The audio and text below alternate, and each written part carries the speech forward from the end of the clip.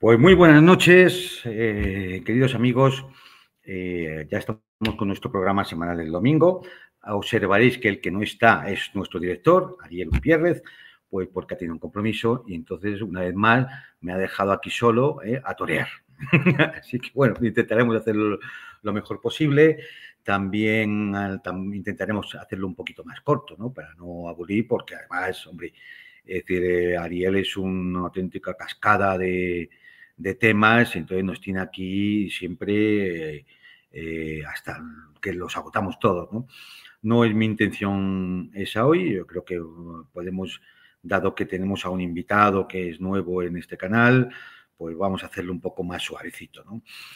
Decirles como siempre, por favor, que atendiendo a los tiempos que corren de censura, de cancelación, de bloqueo y demás, por favor, siempre os solicitamos, os rogamos que os suscribáis, que eso no tiene ningún coste ni representa ningún sacrificio, que le deis al link de la campanita, al link de la manita y que compartáis con vuestros amigos, con vuestras agendas, compartir nuestros programas para intentar, bueno, pues que efectivamente por el número de visualizaciones en las redes, pues no solamente es que ayudéis al mantenimiento de la creación de contenidos, por la monetización de los vídeos, esta cosa, sino que sobre todo ayudáis a que les cueste más, les fastidie más tener que censurar, porque al final pues siempre pueden meter en publicidad y eso es un beneficio para la plataforma y les fastidia si en vez de haber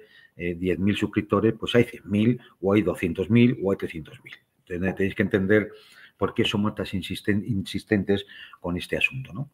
Bueno, hoy me acompaña, en ausencia del señor director, me acompaña Enrique Refollo.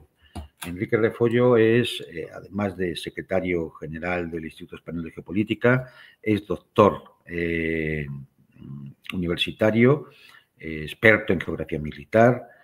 Su tesis doctoral va precisamente, ha sido publicada en 2 tomos, va precisamente sobre el tema de la geografía militar.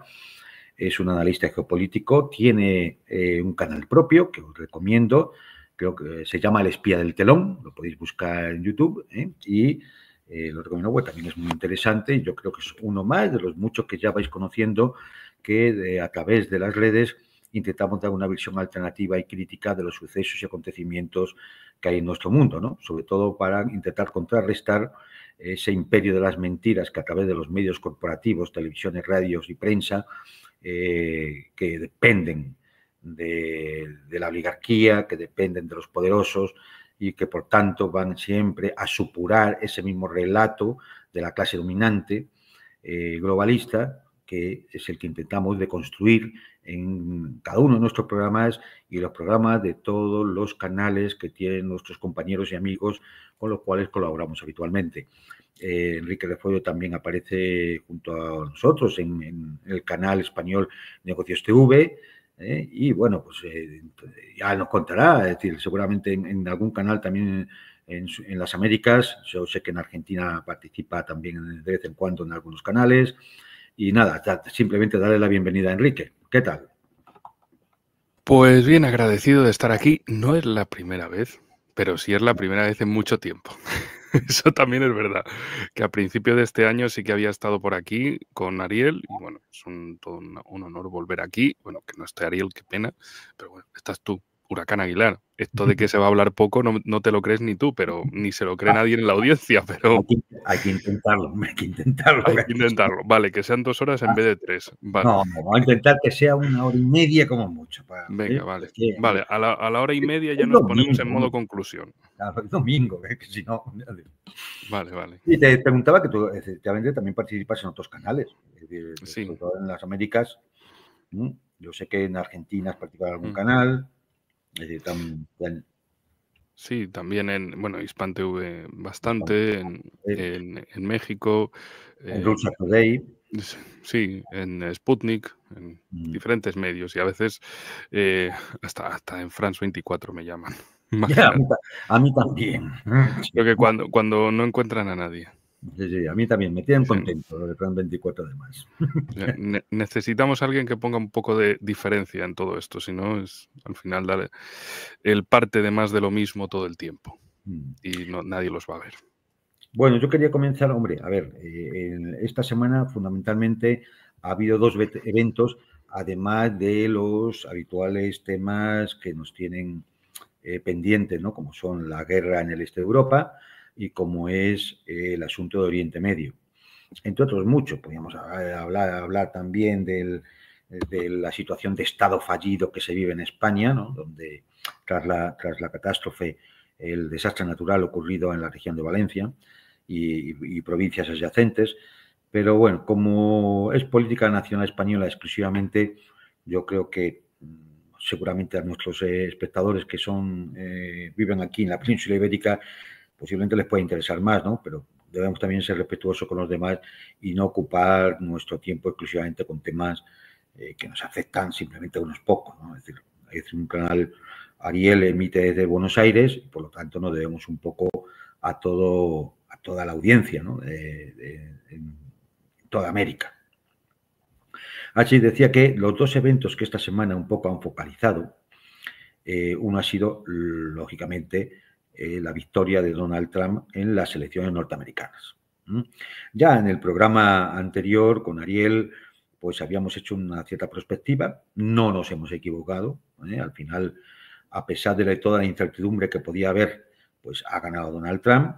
Y bueno, pues lo que ya hay que empezar a analizar o hacer un poco de perspectiva es qué va a ser esta era, la nueva era de Trump, esta nueva legislatura de Trump, y en qué va a afectar fundamentalmente en algunos puntos de la geopolítica mundial que nos interesan directamente por la situación que se vive internacionalmente o porque vivimos en ella, tanto en Europa como en América del Sur, ¿no?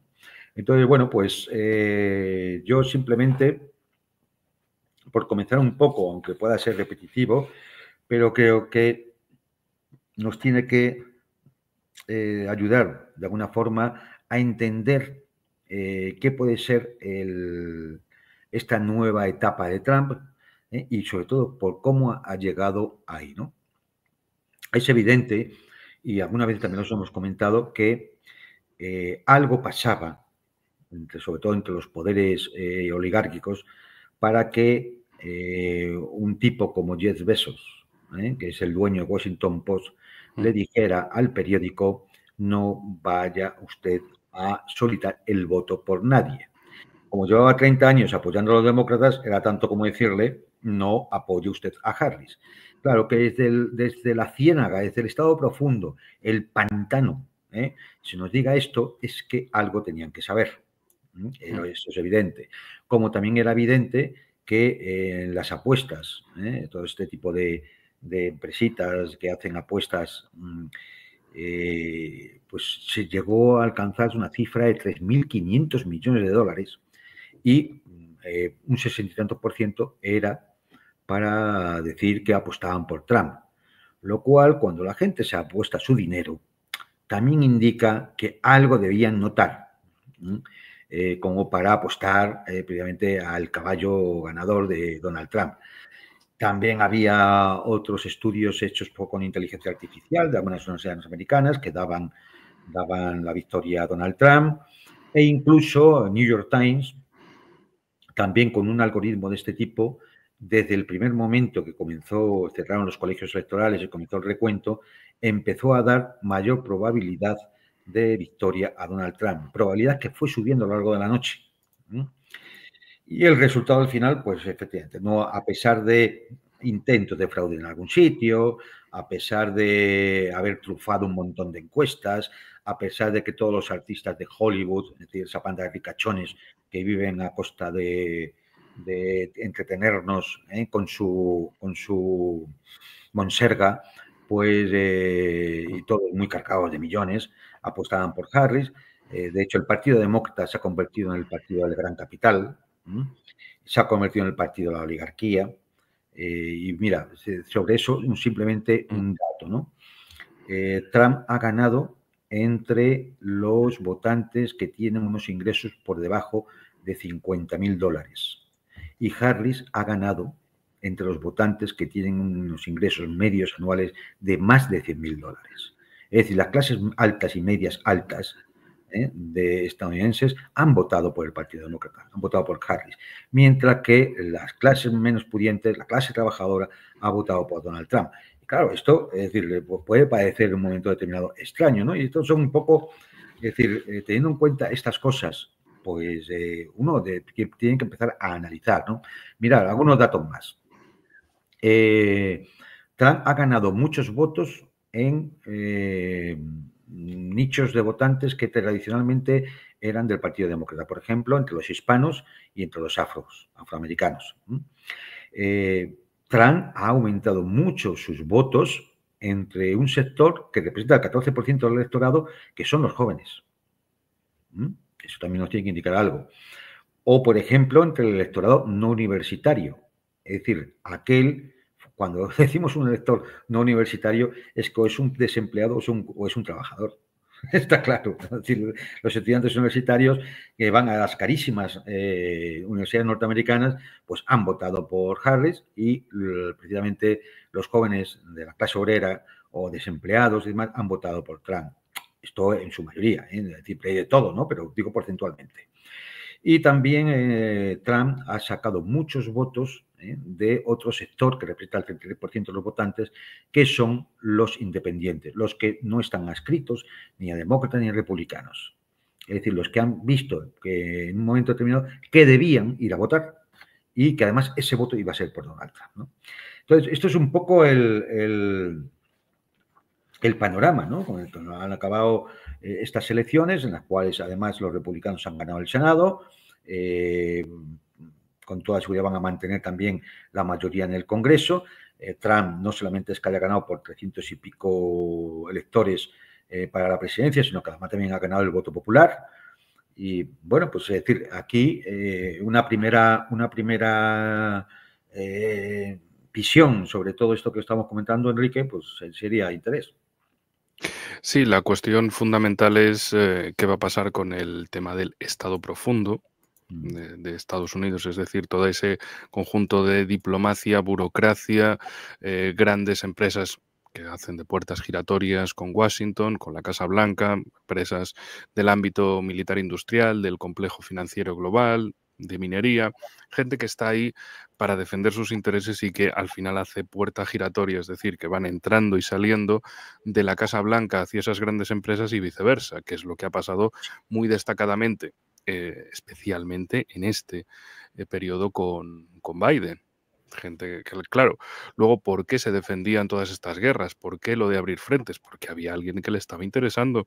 Los que estaban respaldando a la administración Biden eran precisamente los mismos del complejo financiero global y del militar industrial. ¿Por qué querían todas estas guerras? Guerras para vender armas y luego tierras para ir colonizando, literalmente, como en el caso de Ucrania, que es el más evidente. BlackRock y Vanguard, que son que son las dos caras del mismo jefe y que buscan esos nuevos territorios en Ucrania. Nada más y nada menos.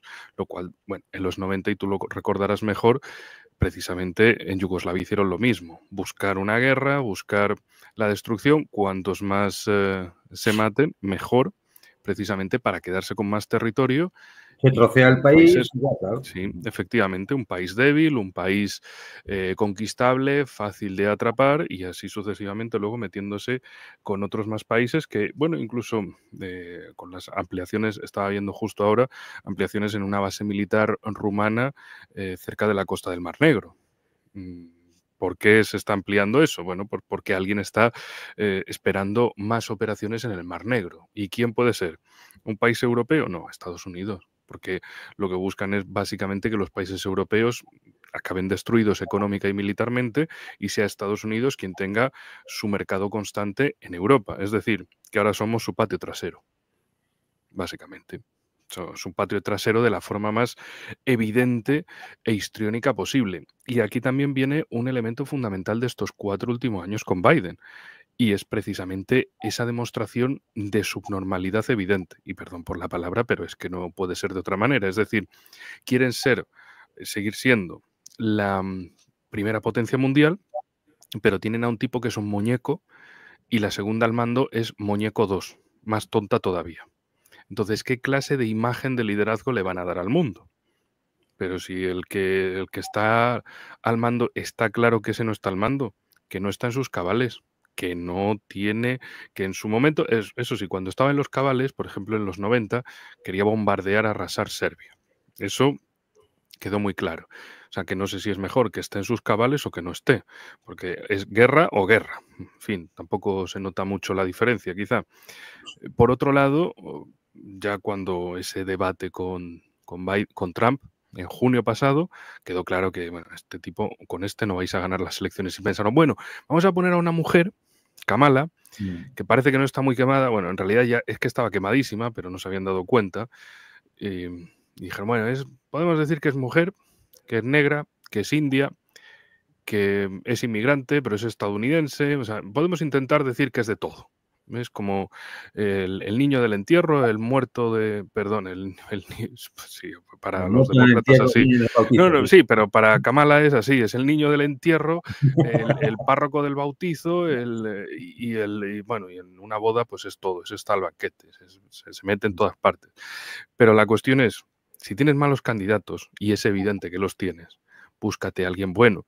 ¿Por qué entró tanto Barack Obama como Michelle Obama, sobre todo Barack Obama, el expresidente estadounidense, en campaña? O sea, yo lo veía y decía, joder, si es que parece que es Obama el que se está presentando a las elecciones. Porque era como si era el tipo que estaba agarrando así a Kamala, como de, mira, muévete, Kamala. Y Kamala, ¡ii! ¡Qué risas! ¡Qué bien nos lo pasamos! ¿Cuántas cosas bonitas me dice aquí el Obama? Porque dices, es que parecía el único en el Partido Demócrata que sabía articular un discurso unido.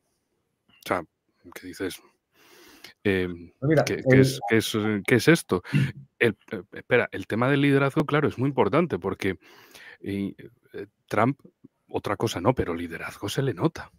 De como aquí soy el que manda, soy el que lo estructura todo, nos vamos a poner a organizar, tenemos una idea y al final hay una cuestión fundamental. Entre el 0 y el 1 puede haber poca diferencia, pero 1 es mayor que 0. O sea, y Trump puede ser un 1, pero es que los otros son un 0. Entonces, cualquier cosa es mayor que ese 0. Es aquí así de simple. Es algo que no entienden los demócratas y ya, venga. aquí Pasa palabra, vamos. la hora, Enrique, ahora, es decir, lo que hay que intentar es entrever cuáles son las intenciones que lleva Donald Trump. Una de las pruebas, de los indicios de por dónde puede ir la cosa, es saber quién va a ir nombrando como responsables de los distintos departamentos de su gobierno, ¿no? Esa es la clave y el primero que se rumorea es Mike Pompeo. No, pero que vuelva. Ya lo ha rechazado. Ya lo han. Bueno. Sí, la única buena noticia que tenemos al respecto, porque por lo demás no sabemos mucho, ya ha rechazado la candidatura de Mike Pompeo, un personaje que además le traicionó, no le defendió cuando el tema del posible fraude en las elecciones anteriores. Mike Pompeo y tampoco Nikki Haley, esa especie de personaje histérico que ladraba en Naciones Unidas cada vez que había que tomar alguna resolución que no convenía a los intereses norteamericanos. Pero bueno, al menos estos dos parece que no van. Parece que tampoco va a ir más. De aquí al 20 y tantos de enero. Vamos a ver. También parece que tampoco va. Lo que pasa es que lo de Pompeo y Nikki Haley lo ha dicho el propio Trump. Parece que tampoco Marco Rubio va a ir adelante. ¿Por qué? Porque Marco Rubio puede tener la tentación de ser el candidato republicano, si está en el gobierno, de ser el próximo candidato republicano haciendo la competencia a J.D. Vance, que es quien Trump quiere dejar como candidato para las elecciones siguientes. Claro. 2028. Que tampoco Marco Rubio va a ir, al menos lo que... Con lo cual, ahora mismo, bueno, pues el misterio está en quién puede elegir, porque claro, de quién vaya a elegir, para qué equipo vaya a tener para cometer estos 4 años, más que los 4 años, los 2 primeros, porque luego están las elecciones de medio término y ahí pues se puede perder el Senado, se puede perder el Congreso y ya te fastidian un poco toda tu todo lo que querías hacer, todas tus políticas, ¿no? Con lo cual, lo Sí. importante es lo que se haga en los 2 primeros años. Es decir, y ahí Trump hay que ver de qué equipo se rodea, ¿no? Porque ahí es donde vamos a ver realmente si tiene intenciones de drenar el pantano. Algunos sostienen que no, que realmente lo que va a hacer es intentar surfear el pantano. Bueno, vamos a ver. O si realmente tiene simplemente lo que quiere es rellenar su ego de presidente y pasar estos 4 años haciendo lo que hizo la vez anterior, y entonces pues pasará con más pena que gloria y ya está, ¿no? ¿Cómo lo ves? Bueno, la cuestión, sí, elegir y demás, pero también el por dónde va a ir. O sea, no solo es los personajes que va a tener en el gobierno, sino cuáles van a ser sus prioridades. Porque, por ejemplo, hablaba, bueno, porque en campaña electoral pues se miente más que se habla, de sancionar, de bloquear, de atacar a todos los países, atacar económicamente a priori, a los países que abandonen el dólar, que se pongan a comerciar en otras monedas, incluso enfocándose mucho en los BRICS, en políticas anti-BRICS, viendo que precisamente, bueno, ¿qué le queda a Estados Unidos de alianzas en el mundo? Si es que la administración Biden ha destrozado Europa, Trump, ¿qué le va a pedir a Europa? ¿Que gasten más en armamento? En un armamento que Sí. le va a repercutir tanto directa como indirectamente en positivo a Estados Unidos, porque al final serán compras a Estados Unidos o compras a empresas europeas participadas por compañías estadounidenses, que es lo mismo que decir o me lo das de frente o me lo das así por girado por el lado de la mesa, pero la cuestión, eso por ahí. Luego con el ámbito de Asia, Asia-Pacífico. No, Va a ahora seguir vamos a dar, presionando en... sí, Vale, ahora vamos a dar un repaso un poco a lo que significa la sí, presidencia de Trump para una serie esto es lo más importante. claro, de puntos que nos interesan desde el punto de vista geopolítico, ¿no? Es decir, qué Este es es lo el que tema clave. va a decir. Entonces, podemos empezar, si quieres, por ejemplo, por China, que ya que Mm. es Bueno, es el principal pivote de fractura geopolítica de Trump en estos mm, momentos, con China. yo lo veo que es aquí, porque es el tema clave en todo esto. O sea, es el tema del Estado que no puede ser nombrado, de atacar a Irán, de qué es lo que va a mover aquí, porque hay una guerra abierta. En el caso de Asia, no. En el caso de Asia es geoeconomía, en este caso es guerra. Es, ¿y cómo va a solucionar esto? Tú siempre hablas mucho de las condiciones de victoria. Vale, ¿y cuáles son las condiciones de victoria en el escenario de Oriente Medio? Yo creo que cabe empezar por aquí. O sea, Ujú. ¿cómo Trump cree que va a ganar esto? Bombardeando Yemen, Irán, Siria, donde Líbano, sí, o Irak. sea, ¿qué va a hacer? ¿Bombardear todo? ¿Llegar a acuerdos de paz? Desde mi punto de vista, si es pragmático económico, buscará el acuerdo económico en donde se pueda, precisamente para concentrar todo el esfuerzo militar en alguna cosa concreta. También hablaba mucho de bombardear Irán y demás.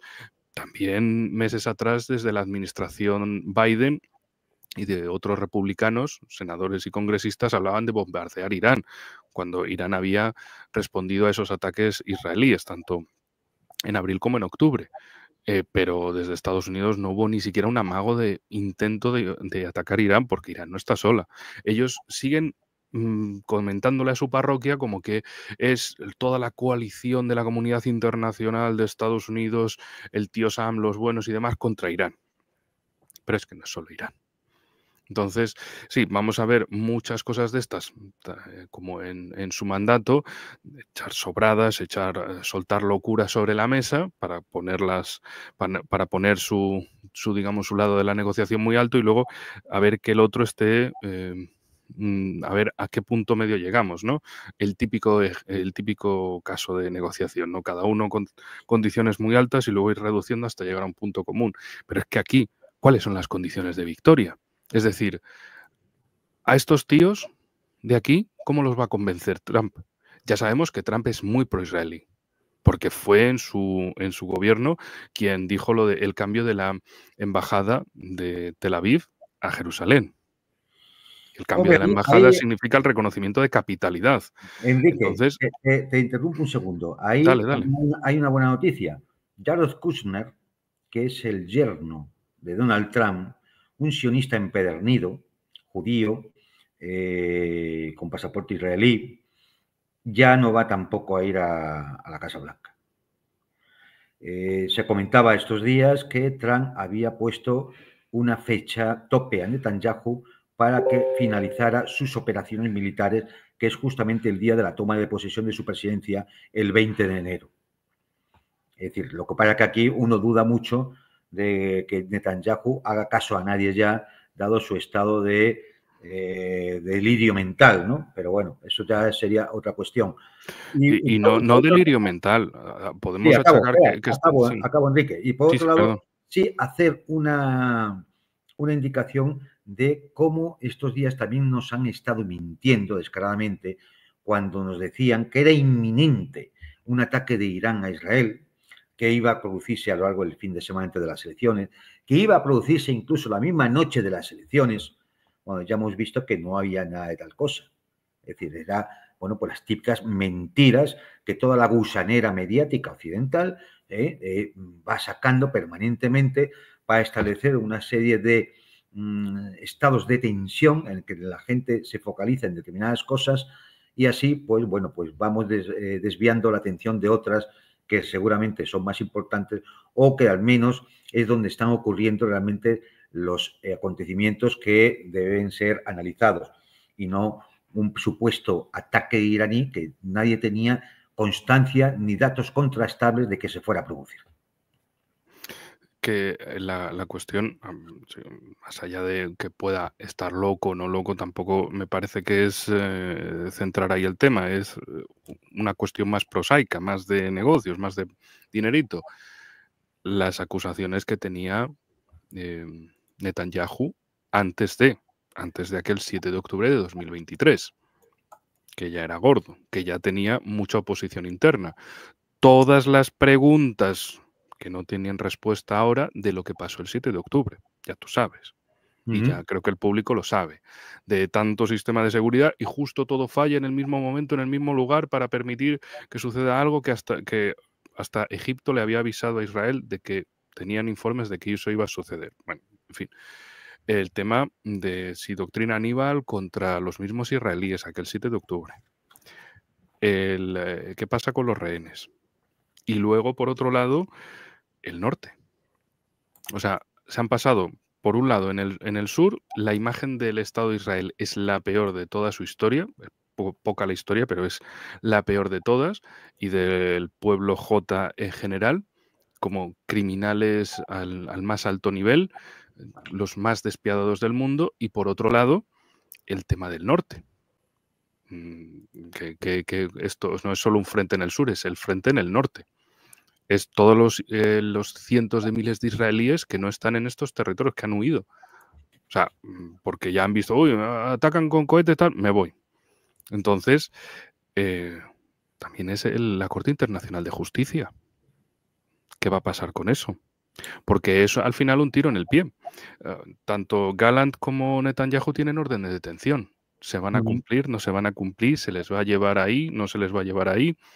Desde mi punto de vista, claro, si fueran, supongo que lo serán, pero estarán buscando a ver con qué lo reemplazan. Que no va a ser mejor, pero será otro. Para que digan, oye, mira, lleváis un año, más de un año con esto no puede ser, esto es insostenible.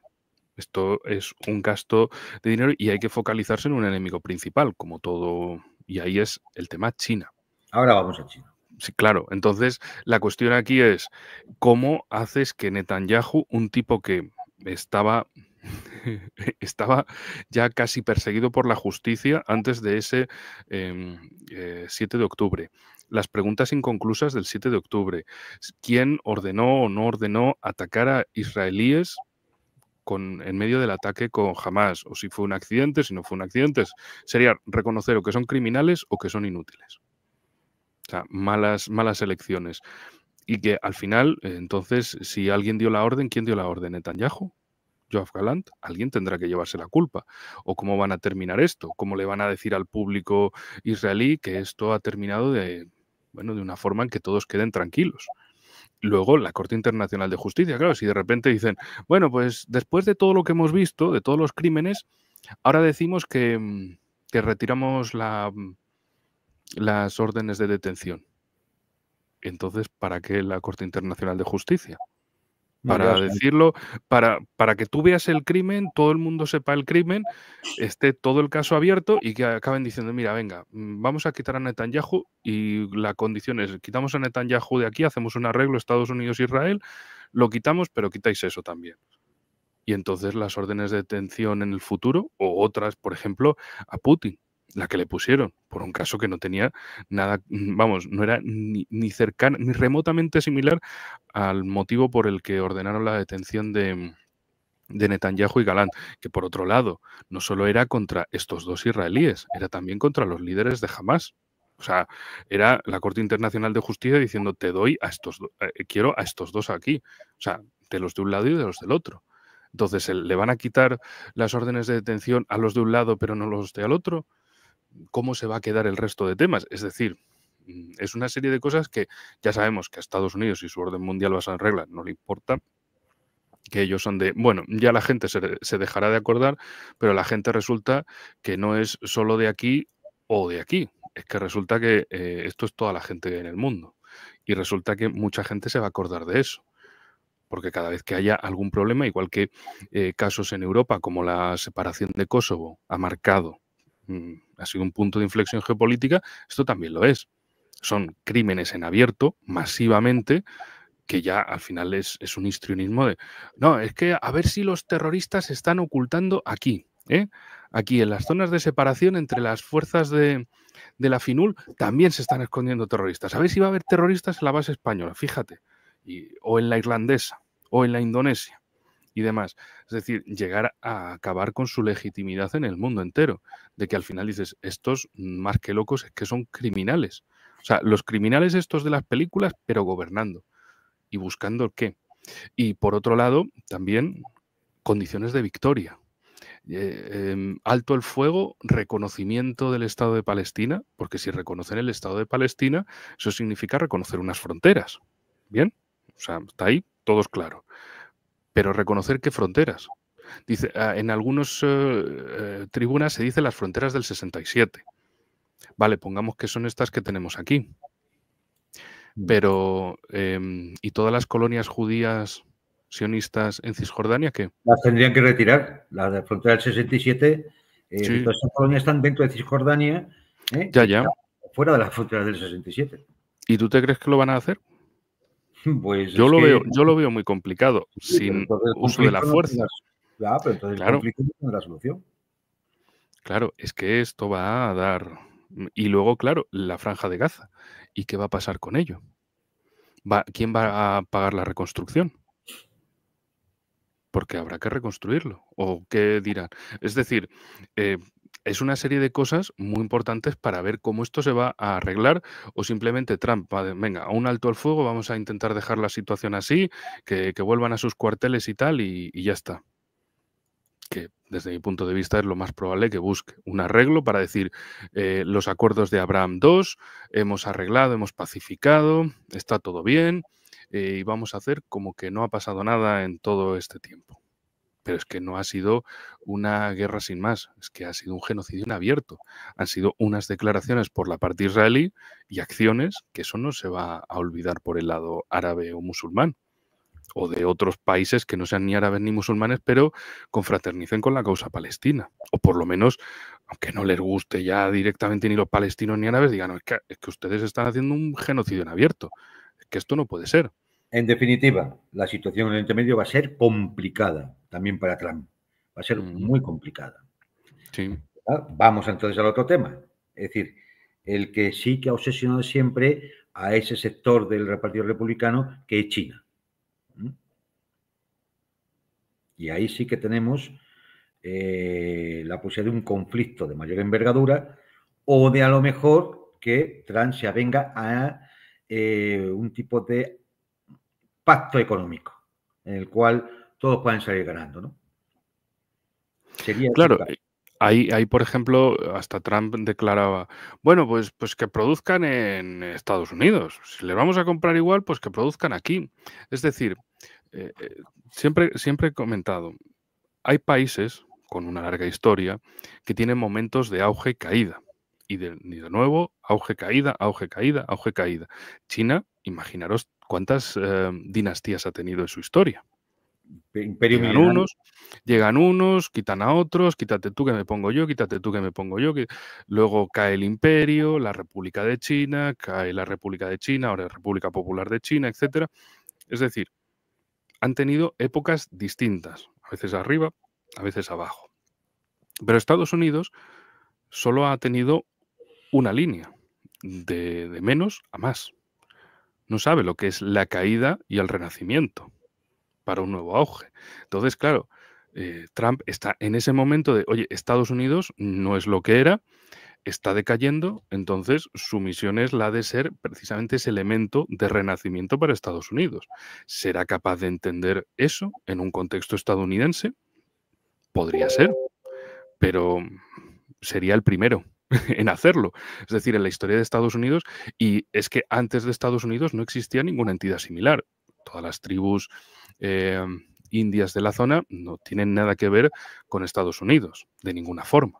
Es otra estatalidad totalmente distinta, otro poder totalmente distinto, con otra organización totalmente distinta y una proyección de poder absolutamente inigualable por nadie en América del Norte anteriormente. Es decir, es que es un país acostumbrado a crecer, a vencer, a extenderse, y ahora eso no es así. Entonces, solo hay dos cosas. Sí. La destrucción interna, guerra civil, que parece que están soñando algunos con ello en Estados Unidos, o un cambio de pensamiento para un nuevo auge, igual que le pasó a China. China con el pequeño timonel, con Deng Xiaoping, de, bueno, no estamos bien, pero ahora tenemos que hacer cambios para estar bien, para mirar hacia el futuro. Pero fíjate, es evidente que Estados Unidos va a intentar practicar una doctrina de la contención a China. Pero se puede intentar hacer una doctrina de contención estilo como la que ha hecho Biden, que es la de intentar montar una especie de OTAN en el Pacífico, con el AUKUS. Ahí cuenta con Australia y Nueva Zelanda, que es prácticamente lo mismo, y luego con un cinturón de países que al final se han concretado en Japón, Corea del Sur, Taiwán, Filipinas. No hay más, porque el resto ya, Vietnam, Myanmar ya están para dirección a los BRICS, India está en los BRICS, algunos de ellos incluso la coalición de cooperación de Shanghai o en la ASEAN, Indonesia también ha solicitado los BRICS, Malasia en los BRICS. Es decir, que realmente, ¿qué queda? Pues ese cinturón de Filipinas, Taiwán, Corea del Sur, Japón y como retaguardia estratégica, Australia. Eso parece ser la única posibilidad de utilizar la contención. Y pero no claro, te olvides del Quad, el diálogo cuadrilateral de seguridad que tienen a India. Pero está muy va y viene. No parece que eso tire para adelante. Y más después, y yo creo que después del acuerdo chino-indio en Kazán, yo lo veo eso, ya está bastante debilitado anteriormente. Johnson no creo que vaya a tener mucha proyección. Lo estamos viendo donde Estados Unidos tiene una presencia directa, porque tiene tropas militares o bases, y ahí están Filipinas, ahí está Taiwán, ahí está Corea del Sur y ahí está el Japón, que Japón es casi un país también ocupado, ¿no? Por tanto, sí, Japón hace el papel de Alemania. El papel de Alemania en Europa lo hace Japón en el este. Entonces, bueno, pues pero ¿eso es suficiente realmente para poder contener a China? O ahí, viendo que esa doctrina de la contención puede fracasar, no le queda otra a Donald Trump que decir, llegar a acuerdos económicos con China y rebajar de alguna forma esa situación de fractura geopolítica que lo único que puede llevar es un enfrentamiento bélico donde ahora mismo ni siquiera tienen garantizado el poder dominar el teatro de operaciones, porque al final, como digo, es que son 4 países. No, y no solo es que sean 4 países, dices, a ver, vamos a ver, Estados Unidos tiene su ejército dividido en sectores, en los diferentes comandos, tiene diferentes flotas dedicadas a actuar en diferentes partes del mundo, o sea, el ejército preparado lo tienen, pero la cuestión es, ¿tienen un ejército capaz para luchar en una guerra contra grandes potencias, es decir, no contra africanos estereotipados o musulmanes estereotipados de películas yanquis de los 80, sino contra países como tal. Y que además no solo sea contra países simétricos, sino que sea contra todos esos a la vez, como dices tú. Es que va a arriesgar todas las flotas al mismo tiempo, porque estaban acostumbrados a llegar con una superioridad apabullante, pero en este escenario no la tendrían. Tendrían que estar repartiendo a todas sus fuerzas militares para todos los teatros de operaciones. Y luego otra vez, ¿cuáles serían las condiciones de victoria? ¿Invadir China? ¿Invadir Rusia? ¿Invadir Irán? ¿Invadir, meter tropas en la India para ver si le llegan a China por detrás, por el Tíbet? Por eso digo que, Es, mira, aquí quizá habría que esperar a ver a quién y nombran perdón, como una secretario de Estado de cosa más. Comercio para ver qué Sí, política van a seguir. y una cosa más. La cuestión es, ¿cuántos estadounidenses se apuntarían a luchar en una guerra de estas? Que esto, a ti te encantan esto de los números, no es numerología, pero tú ya lo sabes, cuando en Europa dicen, podemos movilizar a 3 millones de soldados, ¿y de dónde los vas a sacar? Ya, Primero, ¿de dónde los vas a sacar? Y aunque los saques, aunque reclutes gente a la fuerza y se deje, ¿con qué les vas a dar todo ese suministro? Toda la logística que eso requiere. Es decir, ¿cómo los vas a tener preparados, entrenados y plenamente disponibles para el combate? Y no, las pero yo creo, rotaciones. no, pero yo creo que la intención de esta gente, me estoy refiriendo a los neocons, sobre todo durante la época Biden. A ver, la iconita es lo que va a hacer Trump, pero durante la época, yo creo que la intención siempre fue tener a elementos proxy que hagan la guerra, es decir, por los americanos, es decir, por los yanquis. Es decir, que ellos sean los que mueran en una guerra de intereses norteamericanos. Más ucranias. Claro, exactamente, más Ucrania. Es decir, que sean filipinos, sean taiwaneses o sean coreanos del sur, ¿no? Es decir, da igual. Es decir, pero yo creo que la única posibilidad que tienen, porque evidentemente, teniendo en cuenta los frentes abiertos, no hay posibilidad de sostener un frente contra una potencia nuclear con 1.500 millones de habitantes. Es que es imposible. Sí. Además, Y todo. siendo ya la primera potencia económica prácticamente, por lo menos por poder adquisitivo, ¿no? Y todo el puente logístico, porque tendrían que llevar las tropas desde el otro lado del océano Bueno, para se supone que reforzar hay 4 Australia, zonas de. claro, pero se supone que ahí Australia haría de retaguardia estratégica. Sí, claro, como en la Segunda Guerra Mundial, que empezaron, digamos, la reconquista frente a Japón por el sur. Por Guam, Pero sí, claro, no, por las, ¿cómo se llamaban estas? Por las Islas Salomón, si mal no recuerdo, Mar del Coral, sí, sí, claro. toda esta zona fue importante. Pero también hay países, precisamente de aquí, que lo que dicen es, oye, que nosotros fuimos campo de batalla en la Segunda Guerra Mundial, no queremos esto otra vez, ¿eh? Que ya sabemos lo que pasó, no queremos ahora ser entre China y Estados Unidos, que esto quedó muy tocado en la guerra, archipiélagos de estos Palaos, por ejemplo, donde Estados Unidos tiene Estados Unidos y China andan a su competencia geoeconómica, que también es geopolítica. En plan de, el presidente es más pro Estados Unidos, el Senado es más pro China, y cada uno anda a ver qué es lo que hace. Aquí Estados Unidos quería desplegar ya un radar de largo alcance, un Over the Horizon, y también misiles Patriot y demás. O sea, ¿por qué? Porque esto sería una segunda línea, una retaguardia frente a la primera línea, a Filipinas. Entonces, claro, estos países también dicen, es que los chinos no nos quieren meter aquí armamento ni nada, es comerciar, es desarrollarnos. Es que la oferta china no es llevarnos al matadero. Entonces, aquí esto es una cuestión de realismo, de quién te da de comer, básicamente. Las relaciones con China son crecer y crecer. Que eso no significa que vayan a ser altruistas. Ellos buscan su crecimiento. Si tú estás en la onda y lo entiendes, entonces puedes también compartir ese crecimiento. Pero Estados Unidos no te va a hacer ese crecimiento. Ya sabes que ellos tienen que ganar y se tiene que notar y que te lo van a incluso a recriminar de estamos ganando. ¿Que luego los otros países no ganan? Bueno, mala suerte. Entonces, es esa cuestión del soporte, no solo de si tienen capacidad para fabricar armamentos, si tienen capacidad para reclutar ese personal y si tienen capacidad para después llevarlo al conflicto.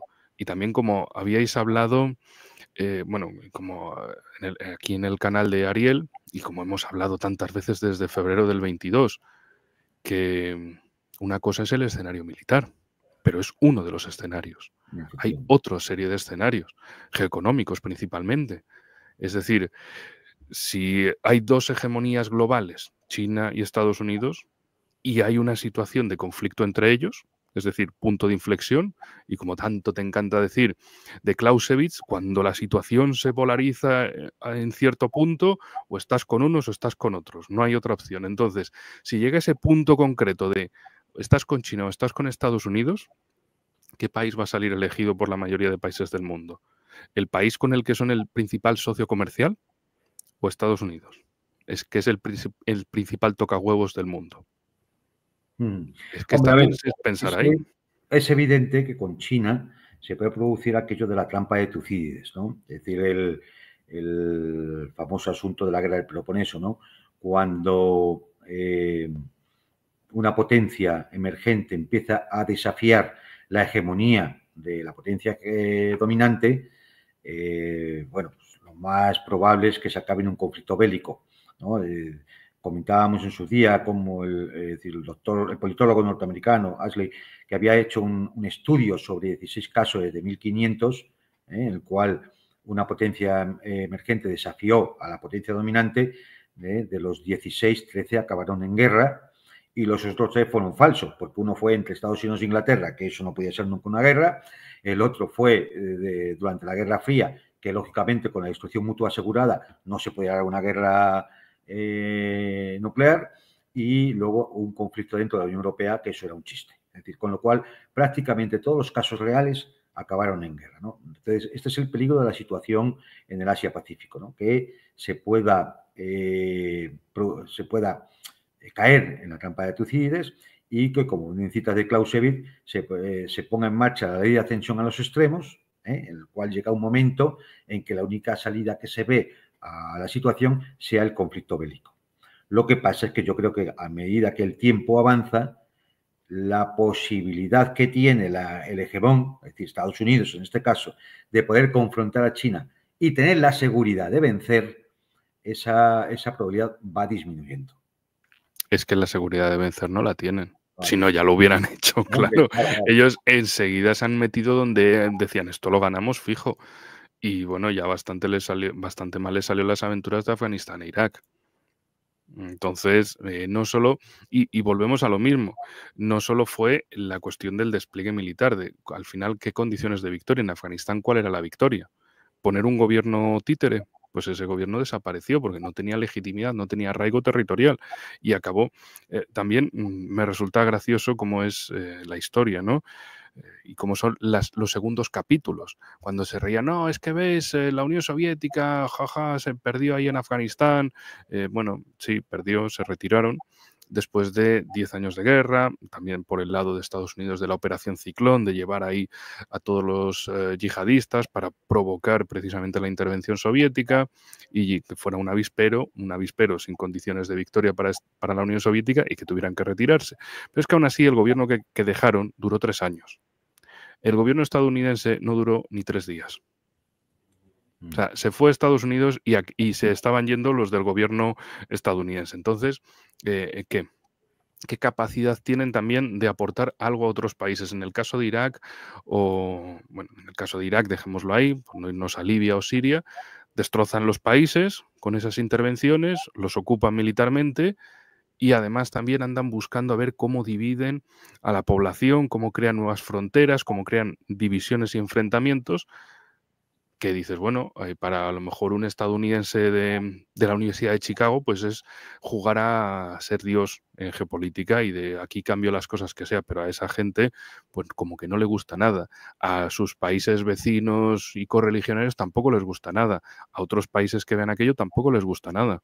Y la imagen que proyecta Estados Unidos a todo ese resto del mundo es que simplemente van de matones. Van del sheriff que llega, pega tiros, quiere cambiar, digamos, las cercas, las vallas, aquí ahora esto es de estos, aquellos de los otros, y yo me meto aquí.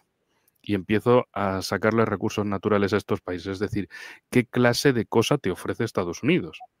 Injerencia, ocupación, intervención, desprecio por la cultura local, que eso también es algo que es muy hiriente, que es algo que China se preocupa de no hacer, pero Estados Unidos le da igual porque ellos son los superiores, ellos son la civilización, el resto es barbarie. Entonces, con esa idea en mente, para ellos todos somos bárbaros, menos ellos. La Y jungla. pero la cosa es que, bueno, dices, vale, está bien, es su idea, ¿no? Hay una parte del mundo que ellos consideran que es civilización y barbarie, pero es que ya no es ni eso. Es que todos somos bárbaros. O sea, solo su grupito de la élite son civilizados. Ya no tienen marcas geográficas, solo es su grupito el civilizado. El resto somos bárbaros. Entonces, ¿por qué ha ganado Trump? Precisamente porque se han dedicado a utilizar ese veneno contra su propia población. Y les ha salido mal. Literalmente les ha salido rana, como el meme. Porque se han dado cuenta de, oye, es que resulta que Vámonos. esto de insultar al pobre o al que menos cobra, al que menos ha tenido formación, esto de decirle, no, tú eres un pobre tonto, que tú no sabes nada, tú cállate y vota a la que se te diga, porque los buenos son los que saben y tú vota a lo que se te digan los buenos, que son los que saben. Pues te lo decimos 2 veces para que te quede claro porque sabemos que eres tonto. Que Y son los claro, que pisan moqueta en Wall Street y sí, alfombras rojas en Los Ángeles. sí, y ¿Vale? resulta que el tonto no es tan tonto y que el tonto sabe pensar por sí mismo. Y que Vamos a además otra zona, esos ¿no? tontos tienen un líder. Sí, dime. Vamos a otra zona. A Sudamérica, a Venga. Latinoamérica. Es decir, ¿qué podemos pensar o intuir en estos momentos por dónde puede ir la política de Trump en el continente americano? Quiero más abajo del Río Grande. Sí. México, sobre todo, la cuestión México, la cuestión de Argentina, la cuestión de Venezuela, la cuestión de Brasil, la cuestión de Cuba ya sabemos. Ahí no creo que vaya a haber, por desgracia, no creo que vaya a haber mucha variación. Van a seguir con la obcecación habitual desde los años 60, ¿no? Hombre, en México y en Argentina tienen a presidentes afines. Ya sabéis por dónde van las cosas. De momento, todo bien. En el caso de México, está por ver todas esas inversiones en el norte de México. Porque claro, aquí la trampa estadounidense con México es la siguiente. Si Estados Unidos no hace el nearshoring, es decir, la deslocalización cercana sobre México, no tiene a México agarrado por la economía. Entonces, si México no está dependiente económicamente de Estados Unidos, pueden entrar otras inversiones, chinas, por ejemplo, o mediante intermediarios vietnamitas, que al final sean chinas. Que diga Estados Unidos, no, voy a sancionar si son China. Venga, pues Vietnam, me voy a traer a los colegas de Vietnam y te lo hago por ahí. Entonces, si de repente México empieza a depender económicamente de, o tiene unas relaciones económicamente sustanciales con China o intermediarios de China, ahí se le puede ir políticamente. Y eso en Estados Unidos lo saben, por eso dicen, esto es básicamente el control económico, que Andrés Manuel López Obrador hacía muchos discos y tal, pero que al final dices, mira, que quien te mueve la economía es Estados Unidos. O sea, di lo que quieras, cuenta lo que quieras, pero Estados Unidos es de quien dependes económicamente, es la realidad. De hecho, hay un síntoma y es que México no haya hecho ni intención de acercarse a los BRICS. Claro, pero es que todo el mundo sabe que México depende económicamente de Estados Unidos. Es que no puede hacer eso. Es que si hace eso y Estados Unidos le corta el grifo, se hunde la economía mexicana. Que luego sí, pueden venir inversiones indias, chinas, iraníes, saudíes si ya entra definitivamente en los BRICS, emiratíes, etcétera. O sea, puede haber un vacío que evidentemente va a ser llenado, pero en ese llenado, ¿cuánto puede durar? ¿Meses, años, etcétera? ¿O qué es lo que va a intentar hacer Estados Unidos para bloquear que México haga ese pivotaje geopolítico? Por eso, en el caso mexicano era, es que ni lo penséis, esto no va a suceder por ahora, por ahora. ¿Y si le pone aranceles por el tema de la inmigración? Ya, esa es la cuestión. Sí, ¿qué es lo que vale más? ¿La inmigración o...? Porque también Trump decía, no, en 2016, pues a México me va a pagar el muro. Me voy a hacer un muro en la frontera y me lo va a pagar México. Pues ni muro ni México. O sea, fue una cosa que dijo ahí, pero luego no. Luego no.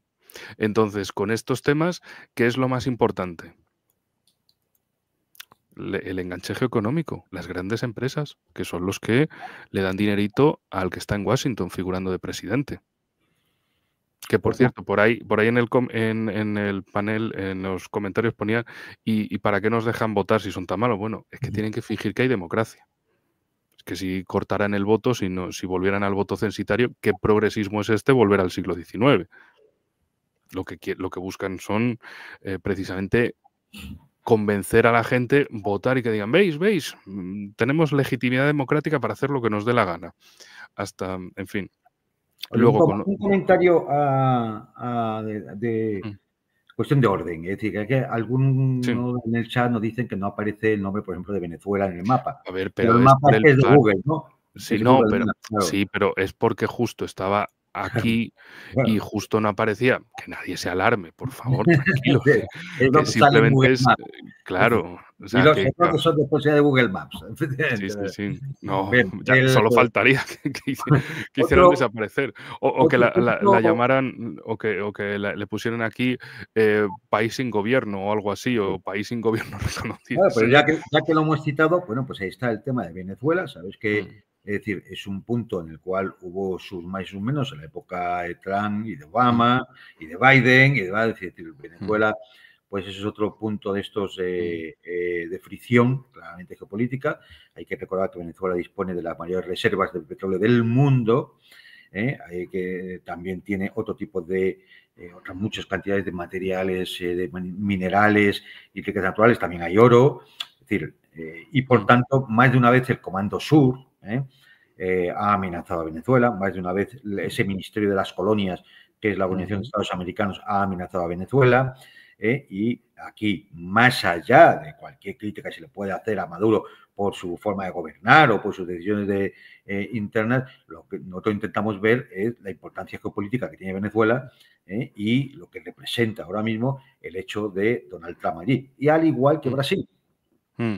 En el caso de Venezuela, además, hay que recordar también cosas que pasaron con Trump. Una de ellas fue aquel famoso, en 2019, envía 5.000 chicos a Colombia, de, no sé si era su secretario de Estado, secretario de Defensa, Bolton, que aparecía ahí con la carpetita vuelta y para que, como dejar ese mensaje, ¿no? Eh, Estilo peliculero, yankee, donde sea. Y en 2020 también, recuerdo ahora mismo, 4 petroleros iraníes y venezolanos que le requisó Trump. Por orden de Trump dijo, esto te lo quito. Entonces, es un tema, eh, bueno, ya sabemos cuál es la posición de Trump. Nada de Venezuela, nada de Irán. Intentar más o menos tratar con Rusia, pero para ver si la giran contra China. Porque para él la clave es China. Sí, ahora vemos. Entonces, no es 2016, han pasado 8 años y muchas cosas en estos 8 años. La cuestión es que también en este 2024 las relaciones ruso-chinas y, perdón, bueno, sí, ruso-chinas por un lado, pero luego bilaterales con Venezuela, Rusia-Venezuela, China-Venezuela, han cambiado mucho. Y son países que precisamente dicen, sí, sí, hay que invertir más en Venezuela, ya han pasado las elecciones y vamos a seguir invirtiendo.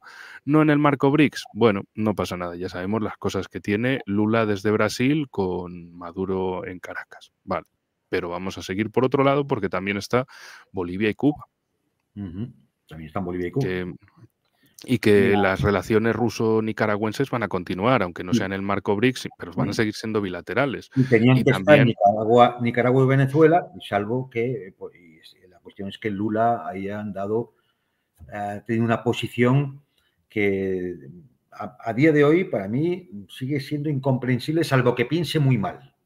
mm, ¿Mm? Salvo que piense muy mal. Entonces, bueno, pues, pero claro, Brasil ahí es un punto fuerte, no solamente por la potencia propia que tiene Brasil como Estado, sino porque además es uno de los fundadores BRICS. mm, efectivamente. Pero claro, también está Estados Unidos, en vistas de que pierde influencia en otras partes del mundo, lo que se va a centrar es doctrina Monroe, lo de América no lo vamos a perder. Esto no se puede perder para Estados Unidos. Entonces, y cuando ganó Lula, no ganó en un sentido izquierdista de los trabajadores, sino izquierda globalista, pura y dura. Vamos, desde el primer momento, desde su toma de posesión y todo, dices, si es que esto es, vamos, Partido Demócrata. El comunismo californiano, muy entre Claro, comillas, claro, es la ese izquierda progresismo californiano al más puro nivel. Es decir, estos no tienen, o sea, que con todo, Bolsonaro por lo menos decías, este tío por lo menos no quiere poner en riesgo la unidad de Brasil. Pero Lula, porque a pesar de todo, Bolsonaro cuando empezó la operación militar especial de Rusia en Ucrania no rompió ni relaciones con Rusia ni nada, sino que siguió comerciando incluso más con Rusia en el marco BRICS. Porque dijo, aquí me voy a aprovechar yo, esto me va a servir para reforzar posición. Eso sí, también para que vean qué bien paga el imperio estadounidense después de sus servicios lamiendo culos durante su legislatura.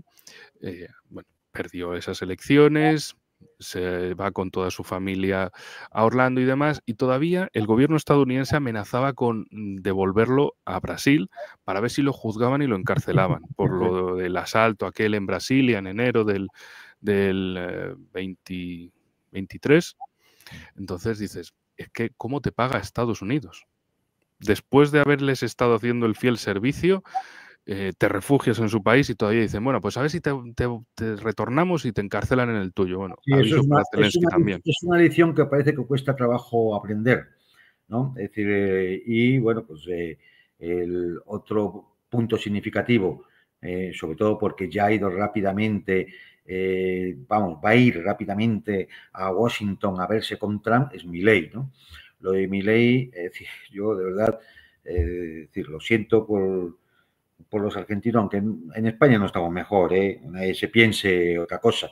Es decir, pero claro, con este personaje es que no solamente es que retira a Argentina de los BRICS cuando podía ser ya miembro de pleno derecho, porque podía haber entrado con los otros cinco, los seis, bueno, era el sexto, con los otros cinco que entraron en la reunión, en la cumbre que hubo en Sudáfrica.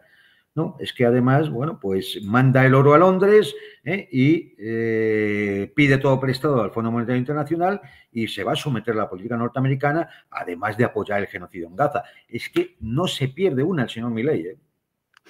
Hombre, es que también hay que ver de dónde viene, cuál es su familia política y familia en general.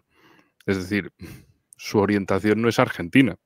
Él no está para Argentina. Él simplemente es un producto que viene de haber crecido en las televisiones haciendo el orangután, mira, soy el azote de los zurdos, tal, y efectivamente las condiciones de contradicciones internas de Argentina iban por ahí, de una situación de gobiernos insostenibles, gobiernos que estaban lastrando a Argentina, que era evidente la economía, el gobierno de Antonio de Alberto Fernández, que por cierto ahora está también refugiado en España. Somos aquí los Sí. expresidentes o presidentes fallidos, todos acaban en España.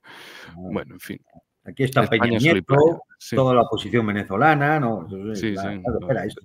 Alberto Fernández, que viene del otro lado. O sea, aquí hay sitio para todos, ¿no? Pero bueno, en fin. La cuestión es que algunos se creían que Milei iba a ser el azote de todo ese progresismo, de todo ese hundimiento económico y social de Argentina, de esa debilidad, pero no se han dado cuenta de una cosa. Milei no representa una alternativa argentina, representa una alternativa sistémica, además más pura todavía. Él lo que hace es gobernar para quien lo han puesto ahí, para Estados Unidos e Israel, para su familia política de esa, bueno, que a Ariel le encanta hablar sobre los Jabhat Lubavitch, de la secta de la que es parte Milei. Es decir, que ni gobierna para Argentina, ni le interesa nada a Argentina, simplemente tiene que figurar. Entró por esas contradicciones y lo que ha hecho desde que está ahí es precisamente gobernar para el núcleo, para Estados Unidos e Israel, para no perderse nada de eso, aunque sea a costa de su país, bueno, entre comillas, de su supuesto país, que no es tal. Y también, por otro lado, como aviso para todos, porque también nosotros tenemos que darnos cuenta, el sistema se basa en núcleo y periferia. El núcleo es Estados Unidos, Israel, los suyos, su élite, y el resto es periferia. Argentina es periferia. España también es periferia, entre otros. Es decir, todos somos periferia en este sentido. ¿Esto qué significa? que las recetas mágicas que te ofrezca alguien que dice, no, yo he estudiado en el núcleo, en definitiva, pues no. Es que siempre, el núcleo va a querer ganar, pero no va a querer que la periferia gane. Porque si la periferia gana y se hace fuerte, a lo mejor se hace independiente. A lo mejor dice, pues no me interesan estas relaciones con Bruselas, en la Unión Europea, o con Washington. Voy a mirar hacia otro lado. Imagínate que España se pone a mirar no solo hacia América, sino también hacia África y Eurasia. Y que de repente es un país intermediario fundamental. Pues desde luego que en Bruselas esto no iba a gustar nada. En Claro. Washington menos. ¿Cómo que pensar? No, no. En España no estáis para pensar. En España estáis para que si nos gobierna algún idiota criminal del PSOE sea otro idiota y más criminal del PP. Y si es del PP, pues que venga uno peor todavía del PSOE y así sucesivamente. Es decir, que gobierne un tipo funcional, un tipo que se dedique a generar debilidad. Porque luego Milei, por ejemplo, negociando el tema de Malvinas con Estados Unidos. Pero alguien, o sea, yo sé que no, que en Argentina a nivel social era como de, pero esto qué es? Esto es imposible de explicar de ninguna manera, pero políticamente Milei como, no, bueno, que sí, que vamos a negociar con Estados Unidos un arreglo con las Malvinas, que tiene ocupado el padre de Estados Unidos, el padre histórico al menos de Estados Unidos, que es Reino Unido. Claro que sí, sí, es muy lógico, por supuesto, porque no están compinchados y nunca han estado compinchados. Claro, seguro que va por ahí. Y luego está el tema de recursos naturales. O sea, desde mi punto de vista, la clave en los países de América, de México para el sur, es estados cada vez más débiles, más incapaces, más deslegitimados para ir llevando a cabo procesos de separación, procesos de quiebre. O sea, que lo que ya son fracturas se acaben convirtiendo en nuevos países. El clásico estilo anglosajón de trazar fronteras. Sí, De divide que y al final, vencerás. de que al final todos sean tamaño Estonia, o Letonia, o Lituania. Todos sean países así. Entonces, Los pequeñitos, redonditos y controlados. sí, y enfrentados todos entre sí, todos se llevan mal, todos odian a su vecino. ¿Por qué? Porque se odian, porque el vecino siempre es malo. Y así sucesivamente. Entonces, planes que ya se han visto como el de un espacio amazónico internacionalizado, porque es que, claro, estos son unos países gobernados por desgraciados, inútiles, bárbaros, que no saben gestionar el pulmón del mundo. Entonces, mira, ya que lo gestione Washington. Pero tú no le digas a Washington que también hay que internacionalizar la cuenca del Mississippi. Sí. Eso no. Eso caca. Ya. Eso no se toca. Ni Pero yo lo saben. tocarle la del resto, sí. Eso sí, por supuesto. O, por ejemplo, bueno, el famoso tema Andinia en Chile y Argentina, que no solo sería partir los países por la mitad, llevarse zonas ricas en recursos naturales y agua, que en Argentina saben mucho de esa empresa innombrable israelí que se dedica a los acuíferos, que se dedica al agua. ¿Por qué? Porque quieren hacer del agua una mercancía. Ya lo están haciendo.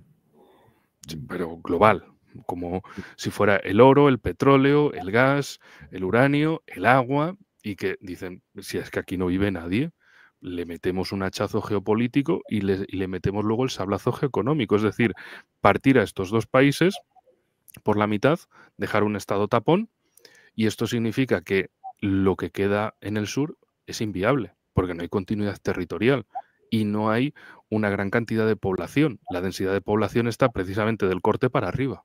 Entonces dicen, estos van a ser países que se van a quedar desarrollándose hacia el norte. Y sí, formalmente van a decir que tienen algo por aquí, pero sin continuidad, con digamos, un muñón ahí en medio enfrentado al resto, y básicamente así, pues todo ganado. Que alguno puede pensar, no, esto seguro que son conspiraciones, ya, conspiraciones como los planes para el nuevo Oriente Medio, bueno, el Gran Oriente Medio, que es al final hacer países más pequeños y más enfrentados. O sea, siempre buscan lo mismo. ¿Por Siempre. qué? Porque no les gustan los competidores. Y el caso de Brasil es el más paradigmático. Porque dicen, es que si en territorio continuo, en América, el país más grande es Brasil. En territorio conjunto es ya Estados Unidos, sumando Alaska, pero en territorio continuo es Brasil. y ellos dicen, es que es demasiado país. Claro. Y Estados Unidos es de, no me gusta tener países demasiado grandes. Que pueden ser tus amigos, muy amistosos, no me gusta. Aquí ellos tienen que ser los grandes y superar con creces a todos los demás. Y en particular al más grande de todos. Claro. Entonces, por eso, cualquier cosa que vaya en pos de la debilidad De de los todos los estados. demás países, Claro. eso está bien. Eso es su política. Y si no entendemos eso, pues luego no entendemos nada de lo que pase, de lo que suceda. Pero esto va contra América, ahora como un patio trasero, y Europa como otro patio trasero. Es decir, Ahora, es decir, porque alguno pensará, oh, vaya repaso que le estamos dando a los países latinoamericanos, ¿eh? Que no, críticos no, si aquí. aquí le cae, Ahora, aquí cae a todos. ahora verán a Europa. Es decir, si eso ha sido un poco, digamos, duro, ¿no? No, bueno, pero lo de Europa es todavía incluso hasta más grave. Si es que aquí no hay nadie al volante. Claro, esta misma semana Salvo Hungría y Eslovaquia, el resto es que no hay nadie al volante. hemos visto esta misma semana cómo ha sido, oye, salir Trump y resquebrajarse el gobierno alemán. Esa rata traidora que se llama Olaf Scholz pretende hacer una moción de confianza en enero. No sé por qué lo lleva tan lejos, lo podía hacer perfectamente dentro de 10 días. Sí, lo lleva a enero con la intención además de ir a unas elecciones anticipadas que ya serían para abril, ¿no? Bueno, pues Alemania es el paradigma de lo que está ocurriendo en Europa. Es el paradigma de lo que está ocurriendo en Europa. Alemania que era el motor, no solo el motor económico, era el motor político, el eje franco-alemán famoso de la propia Unión Europea. Su influencia se extendía por toda la Europa central y del este. Tenía el acceso a la energía barata que venía de Rusia. Bueno, pues ahora se ha convertido pues en eso. Salvando las distancias del personaje o de los personajes, que son diversos, pero no está muy lejos de lo que es un Milei. Es decir, es un Milei, es una especie de Milei en alemán que parece parecer muy serio, pero si ustedes repasan no ya a Scholz, a sus ministros y ministras, es decir, vamos, para echarse las manos a la cabeza, ¿no? Y bueno, pues Alemania se ha convertido en el paradigma de lo que puede empezar a ocurrir en una Europa en la que Trump ya ha dicho que ya pueden ir gastando más dinero en defensa, porque él no lo va a gastar, en la cual va a poner aranceles a todos los productos que importe Estados Unidos desde Europa, y esto pues va a continuar desindustrializándose, va a continuar degenerando, va a continuar aumentando su vaciamiento tanto en cerebros, capitales, como en grandes industrias. Y bueno, pues seguramente, como decía uno por el chat, ¿no? Es decir, bueno, pues en esta Argentina ya estamos acostumbrados, pero es que en Europa no estábamos acostumbrados, y nos llevan por el mismo camino, el de ser un patio trasero y además pateado. Bueno, a ver, no estábamos acostumbrados. Sí, sí, o sea, sí sucedía. Lo que pasa es Sí, que se cubría con el paraguas de la Comunidad Atlántica, sí, y el estado de la bienestar, claro, OTAN, el como llamado que estado de bienestar, pues eso cubría muchas sí. de las distorsiones que pudiera haber, ¿no? Y de las protestas sociales. Bueno, Sí, pues sí, claro, que esto era una comunidad, vamos, esto era lo mejor, la mejor parte de la comunidad internacional, vamos, esto era, no era como países salvajes, bárbaros de por ahí, no, no, esto es que es la cuna de las democracias, es otra cosa, y luego ¿en qué se ha quedado todo esto? En la realidad, en países que van sin volante, países que claramente pues no eran los que estaban gobernando, y una Alemania ridícula, que al fin y al cabo acabarán llegando a algún acuerdo porque Alemania es un país donde en general siempre han buscado a alguien, o sea, CDU-CSU o el SPD con otras coaliciones. A veces creo que incluso tanto CDU o sea, digamos, la derecha y la izquierda hicieron grandes coaliciones. En fin, o sea, Alemania es un país acostumbrado a eso. Y claro, ver una coalición, otra coalición como esta, la coalición semáforo, tremendo, ridículo, el desastre económico que mencionabas y también el cómo parece que no se dan cuenta, o por lo menos a nivel político, de, oiga, es que Estados Unidos les está vaciando. O sea, les deja sin la energía barata, hace una ley para que las empresas alemanas se trasladen por beneficios fiscales y energéticos a Estados Unidos. Ustedes son tontos si siguen en esta línea. Pero ¿qué pasa? ¿Que Alemania es un país o simplemente es motor económico, como decías? Políticamente no es nada. desde mi punto de vista también. Aunque mira, por ejemplo, ayer estaban celebrando el aniversario de la caída del muro de Berlín y la reunificación alemana y todo esto. Y dices, ¿y para qué ha servido? ¿Para qué les ha servido? Sobre todo también porque en el ámbito de la Unión Europea, esto de la Unión Europea, una comunidad unida y tal, no, es al final el lobby franco-alemán y el resto, a ver, el resto es que sois los bárbaros de esto. O sea, Italia, España o los Balcanes, es que son los bárbaros. O sea, aquí ellos son el centro, cretinamente se ven así, y no, nosotros somos el centro, el resto aquí que no se atreva a venir. O sea, nosotros podemos hacer una proyección geoeconómica y un mando político sobre los países del sur de Europa o de Balcanes o Europa centrooriental, pero no al revés. Que nadie venga a decirle a Berlín o a París lo que tiene que hacer ni nada. No. El resto son los... Por eso digo que hay que tener muy en cuenta esa cuestión de núcleo y periferia, que no es simplemente Occidente es núcleo y el resto es periferia, sino que aquí hay escalas. Sí. Y aquí hay países que van sin mando. En el caso de España es el más claro. De los países grandes de Europa, dice, es que aquí no hay gobierno, aquí simplemente hay títeres, hay lacayos, furcias mediáticas, ladrones, y nada más muchos. que eso. Y nada más que eso. Y en cuanto hubiera algo, no, corta. En España solo tiene que haber un gobierno débil. Y ya está. No Lo que podría... sí se ha notado a nivel europeo, lo que se ha notado es una especie de histeria, ¿no? Eso es fácil ver si uno repasa los programas de televisión desde la noche electoral, una auténtica histeria de casi entrar en pánico hasta que se han tomado 48 horas y han empezado algunos a resituarse, otros a cambiar el lenguaje, por ejemplo Zelensky, ¿no? Ha ido a cambiar el lenguaje, otros a sacar pecho como Orbán, es decir, porque estaba en el punto adecuado como presidente de turno de la Unión Europea, justamente cuando se produce este cambio. Pero en general, en Bruselas, Ursula von der Leyen y toda la banda, pues a regañadientes teniendo que felicitar al ganador y teniendo reuniones de crisis, porque ahora tienen que repensarse mucho qué pueden hacer con la que se viene encima. Porque simplemente, vamos, decir que, como sostiene Trump, que haya que tirar los presupuestos de defensa al 3 o al 3 y pico por ciento, en muchos países es duplicarlos. ¿De dónde? En una Europa absolutamente en crisis. ¿De dónde? ¿De dónde van a sacar para sostener la guerra en Ucrania? Porque la sensación que da es que Trump, es decir, Estados Unidos, se va a ir desentendiendo de esa guerra. ¿Vale? Es decir, nada, haz algún último comentario porque nos vamos a ir a Rusia. Venga. No, la cosa es, claro, el frente central. Para Europa, desde luego, el caso ucraniano es central, porque es lo que está aquí pegado. O sea, lo veis en el mapa, está aquí y hace frontera con Polonia, Eslovaquia, Hungría y Rumanía, es decir, países de la Unión Europea y de la OTAN.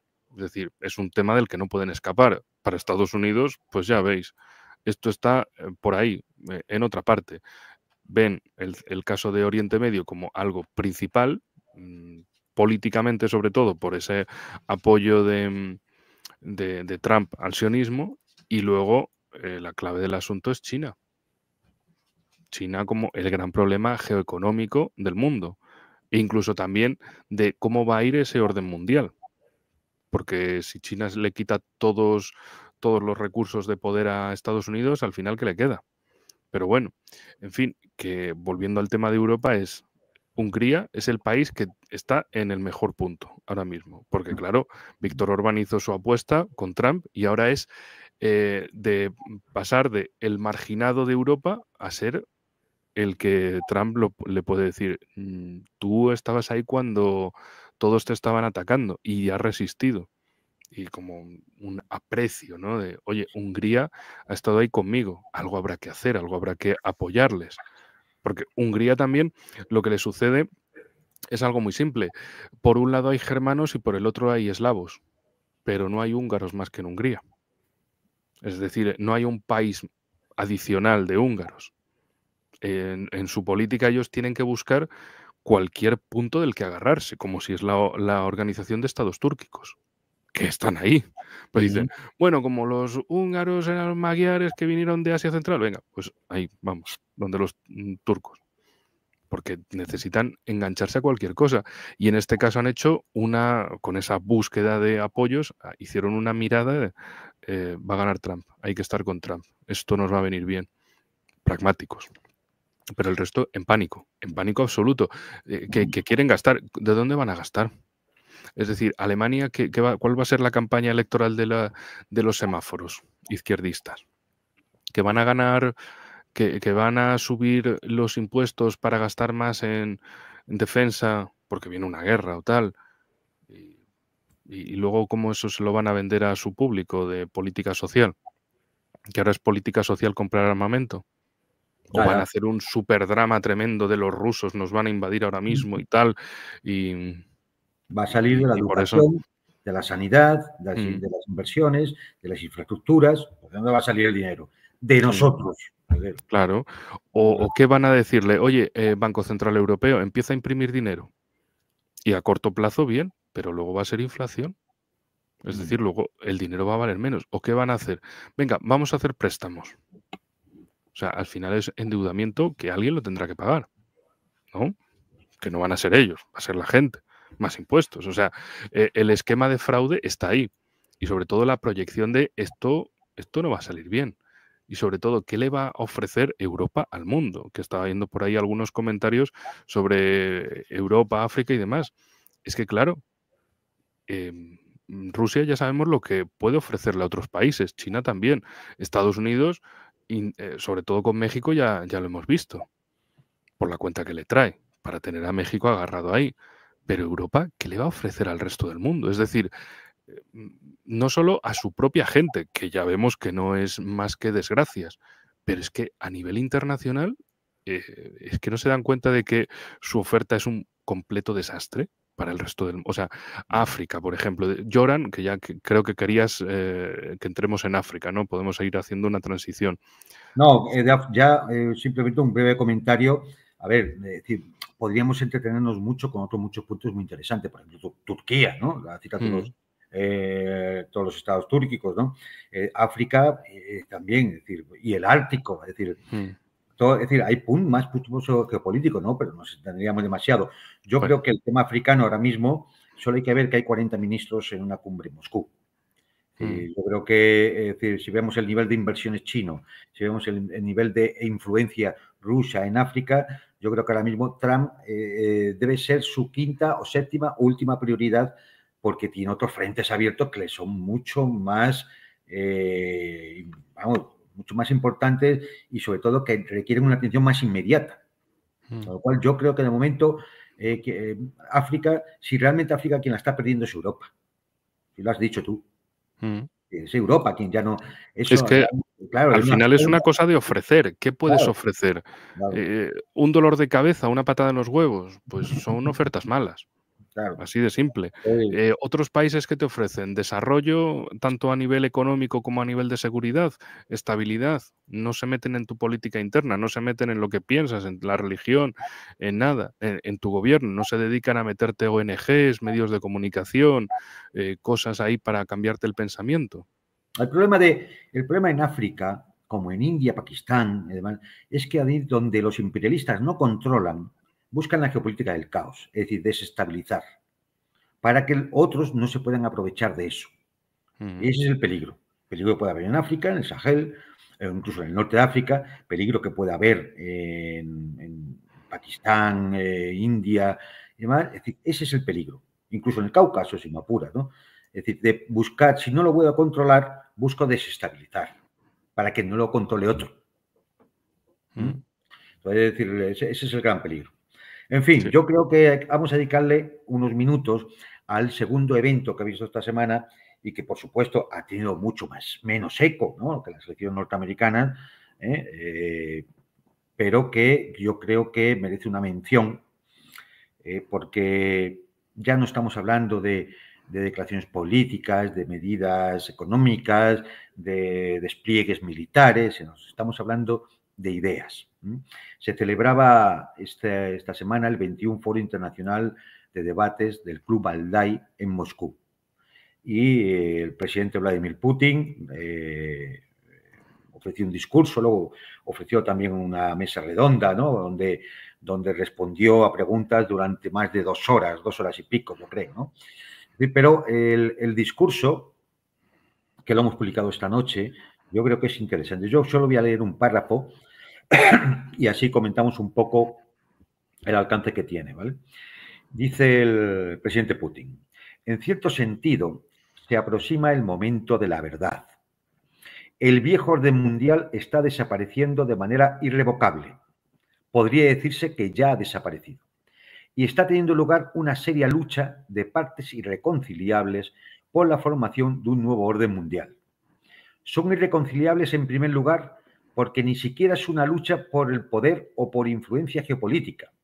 Es un choque de los propios fundamentos sobre los que se construirán las relaciones de los países y de los pueblos en la próxima etapa histórica. Su resultado determinará si seremos capaces de construir, mediante esfuerzos conjuntos, un mundo que permita que todos nos desarrollemos y que podamos resolver las dificultades que vayan surgiendo, no mediante la coerción ni el uso de la fuerza, sino sobre la base del respeto mutuo entre culturas y civilizaciones. A fin de cuentas, determinará si la sociedad humana podrá seguir siendo una sociedad con principios éticos humanistas y si los seres humanos podrán seguir siendo seres humanos. Yo creo que es un párrafo que reúne toda una serie de vectores en los que se conforma la ideología dominante, que es la ideología de la clase dominante globalista. Se habla de las ideas humanistas y del transhumanismo, de la multipolaridad, de las civilizaciones y culturas. Se habla de acabar con la acción coercitiva de un hegemón y sus alianzas militares y su poder militar sobre los demás. Se habla de el respeto a los pueblos. Yo creo que es que hay todo un discurso teórico en el cual, por supuesto, no completará lo que cada uno pensamos y tenemos nuestras convicciones, sobre todo, pero dada una situación en la que estamos y en la que quizás ahora nos hemos relajado, parece que nos hemos relajado un poco con la victoria de Trump, pero es que estamos al borde de un enfrentamiento nuclear. Claro, entonces, dado esto... de un enfrentamiento nuclear en Europa. En Europa, como de ya así a ver si nos quitamos, a ver si Estados Unidos se quita de en medio a Europa y Rusia y ya 2 problemas menos. Viendo esta caterva de neoliberales, neoconservadores y de chalaos como los Milei, que hemos citado antes, y viendo la crisis de identidad que tiene una supuesta izquierda que parece que se fija en Kamala Harris y en los actores de Hollywood, pues, hombre, un planteamiento de este tipo yo creo que al menos debe servir a la reflexión. Evidentemente, y por eso precisamente también les gusta prohibir medios de comunicación rusos o intentar prohibir, censurar a todo el que piense distinto, que piense en este sentido, bueno, que piense en general, que no siga la corriente y ya está. Entonces, claro, que esta es la cosa. Si la gente dice, oigan, es que las discusiones estas en Rusia, en los BRICS y demás, es que a lo mejor nos interesan también en Europa, por hablar desde nuestro punto de vista y nuestro sitio geográfico. Oigan, que es que en España, esto que están discutiendo ahí en los BRICS, en Valdai o donde sea, es que nos interesa mucho. Es que justo eso es lo que no se habla aquí. No, vamos a ver. Yo no sé en las o sea, me refiero en los medios de comunicación, en las oligarquías políticas, que digan, es que aquí no se habla de eso, es que aquí no nos decía preocupa que eso. Yo no sé en las Américas si esto se ha escuchado o se ha expuesto por los medios de comunicación. En Europa, nada, absolutamente nada, como si no ocurriera. Claro, y si no ocurre, pues no se sabe, y si no se sabe, pues... No existe. Nada, aquí no. Simplemente lo que llega es que Putin es un tipo muy malo, quiere invadir la galaxia, quiere convertirse en emperador de todos los universos, de todas las dimensiones y ya está. Pero luego la realidad es muy distinta. Y claro, cuando esos países del entre comillas, el resto del mundo, van a Rusia, saben de esto, comparten esto, hablan de esto, entre ellos va a haber unos movimientos. Mientras tanto, Europa al margen de la historia, marginada del mundo, por sí misma. no por nadie más, sino de las oligarquías políticas van a marginar a todos los europeos de los movimientos del mundo. Luego acabarán diciendo, bueno, venga, vamos a intentar hacer, por ejemplo, con políticas de la Unión Europea, de Borrell y compañía hacia África. Sí, bueno, vamos a movernos ahí en África, que es que Rusia nos está echando, nos está conquistando el terreno. Y bueno, también dices, oye, ¿cómo que Rusia te está conquistando el terreno? A lo mejor no son, bueno, que también ahí en el chat lo comentaban, ¿no? ¿Y en qué se ha quedado el jardín de Borrell? Bueno, pues eso, en decir palabras desafortunadas en momentos desafortunados y en escenarios impropios y al final quedar como mínimo imbéciles y como mucho como colonialistas en segunda instancia. Entonces, es que hay otros países que ofrecen todo lo que tú comentabas. Respeto mutuo. Respeto mutuo. Respeto a las diferentes civilizaciones y culturas. Eso es uno de los pilares fundamentales de la multipolaridad, reconocer que hay otro y que no es ni bueno ni malo, simplemente es otro. Que tú Fíjate, eres tú, el otro es otro, ya está, punto. Que seguir no es sin, la civilización y los bárbaros, es que todos son civilizaciones y seguir todos siendo, tienen su historia. fíjate, seguir siendo humanos, no esa especie de cyborgs con chip y teléfono móvil en la que lo quieren convertir. Es Sí, que, es decir, evidentemente, es un mensaje absolutamente antagónico al que ofrece el Foro Económico Mundial de Davos. Absolutamente efectivamente, antagónico. Entonces, sí. bueno, en ese sentido, yo creo que debía haber recibido mucha más atención. Y bueno, pero ya que, al menos en Europa ya estamos acostumbrados a que esto no lo ocultarán y ya está. Es decir, tenemos que sacarlo los demás. Efectivamente, de hecho, mira, otra de las frases que dijo en Valdai, que la tengo aquí, en el mundo multipolar emergente no debe haber países ni pueblos perdedores, nadie debe sentirse desfavorecido y humillado. Solo entonces podremos garantizar unas condiciones verdaderamente duraderas para un desarrollo universal, equitativo y seguro. O sea, solo con esto. Ya el párrafo es más largo, pero ya solo con esto dices, a ver, esto se lo dices a cualquier país de Asia, de América, que no sea Estados Unidos, o de África en general, y dicen, te lo compro. Vámonos.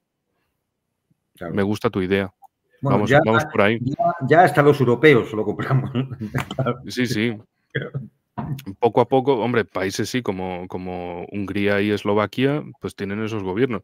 A nivel de población, en Europa cada vez más. Dices, hombre, es que esto de que nadie debe sentirse desfavorecido y humillado. Oigan, es que desde la Unión Europea y la OTAN lo que quieren es humillar a Rusia. Es que, y después de humillar a Rusia, quieren ir a humillar a China y por el camino a humillar a otros países. Es que son tontos o no miden las palabras, no se dan cuenta de las cosas o piensan que están hablando solo para su secta concreta en su caverna y que solo es para ellos y no es para emitir en público, pero emiten en público. Entonces, oigan, ¿qué es esto? ¿Qué hacen? Entonces, bueno, pues eso, es Bueno, no darse cuenta de la realidad. Y sí, 1 hora y media. Enrique, llevamos una Objetivo hora y cumplido. 33 minutos. Yo creo que ya hemos dado de sí hoy. Decirle a todos nuestros amigos y los que nos ven que pueden seguir también a Enrique en su canal, El Espía del Telón. De decir también que a partir de mañana también estará ya Ariel con vosotros, que tenía un compromiso y no lo ha podido evitar y por lo tanto me ha tocado a mí estar aquí, pedir disculpas por los fallos, errores que ha podido haber. Yo no soy el que, lógicamente, habitualmente lleva esto, ¿no? Con lo cual, pues me toca, ¿no? Es decir, y agradecerles vuestra presencia, agradecer que deis, por favor, like, agradecer que os suscribáis, agradecer que compartáis los vídeos y nada, pues imagino que la próxima semana nos veremos habitualmente. Seguramente la que no esté, yo no estaré seguramente en la otra, porque tengo un viaje, pero en la semana esta que viene sí que estaremos de nuevo aquí. Así que nada, Enrique, muchas gracias. Pues a ti por la Tu invitación. colaboración. Y nada, imagino que ya te felicitará también Ariel cuando vea el programa. Bueno. Y señores, pues hasta la próxima semana. Aquí os dejamos. Hasta la próxima. Gracias a Adiós. todos.